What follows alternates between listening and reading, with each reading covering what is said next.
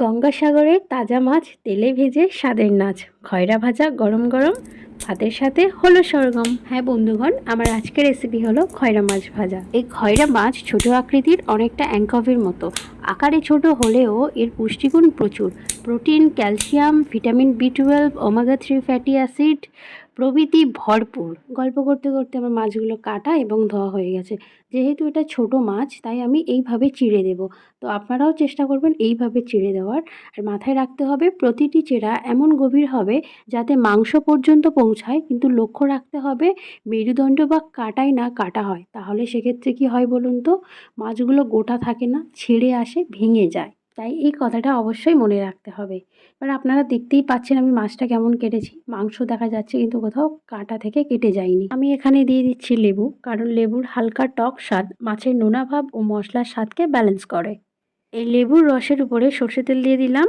এরপর হলুদ গুঁড়া, কাশ্মীরি লঙ্কা গুঁড়া, ধনে গুঁড়া, জিরা গুঁড়া, গরম মশলা সব কিছু একে একে দিয়ে ভালো করে মাখিয়ে নিচ্ছি। মাখানোটা কিন্তু এই মাছ ভাজার মেন কাজ। খুব ভালো করে মশলাগুলো এই চিড়ার ফাঁকে দিয়ে দিতে হবে।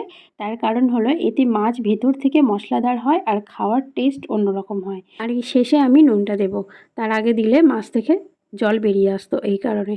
এরপর তেল দিয়ে তেলটা প্রথমে হিট করে তারপর লো ফ্লেম করে মাছগুলো একে একে দিয়ে দিতে হবে। আর এই মাছগুলো হালকা আঁচে কুক করতে হবে। হাই ফ্লেমে কুক করলে ভিতরে কাঁচা থেকে যাবে আর বাইরে জ্বলে যাবে। চলুন মাছগুলো ভাজতে ভাজতে আপনাদের সাথে গল্প করি। থাকা হয় গঙ্গাসাগরে, যেখানে নোনা হাওয়া আর ঢেউয়ের শব্দে ভোর হয়। ভোরবেলা মাছ ধরার জন্য জেলেগুলো নৌকা নিয়ে একে একে চলে যায় সমুদ্রের দিকে, হাতে জাল আর চোখে আশা নিয়ে। আর এই গঙ্গাসাগরের জেলেরা বলে থাকেন, সমুদ্র আমাদের মা আর মাছ আমাদের দান। এখানে মাছ শুধু খাবার নয়, মানুষের জীবিকা, গল্প, গান আর উৎসবের অংশ। আর এখানকার একটা দারুণ ব্যাপার কি বলুন তো, গঙ্গাসাগর যেহেতু বঙ্গোপসাগরের মোহনায়, যেখানে গঙ্গা নদীর মিষ্টি জল আর সাগরের নোনা জল মিশে যায়, এই কারণে এখানে মিঠে ও নোনা দুই ধরনের মাছ প্রচুর পাওয়া যায়। যেমন ইলিশ, খয়রা, চিংড়ি, পার্শে, পমফ্রেট, কাতলা, পাড়ি, ট্যাংরা, প্রচুর মাছ পাওয়া যায়। আপনাদের সাথে কথা বলতে বলতে আমার মাছগুলো প্রায় কুক হয়ে এসছে।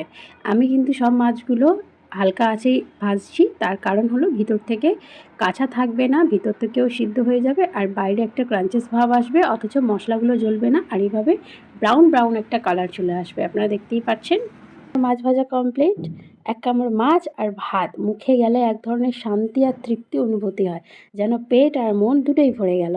আর এই ভাজা মাছ আপনারা উপর থেকে লেবু ছিটিয়েও খেতে পারেন। আজ এই পর্যন্ত। ভালো থাকবেন, সুস্থ থাকবেন, দেখা হবে নেক্সট ভিডিওতে। টাটা।